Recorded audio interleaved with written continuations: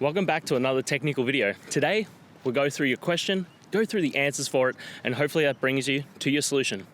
Guys, remember to stay just a little bit crazy to get to that solution just like me. And let's get started.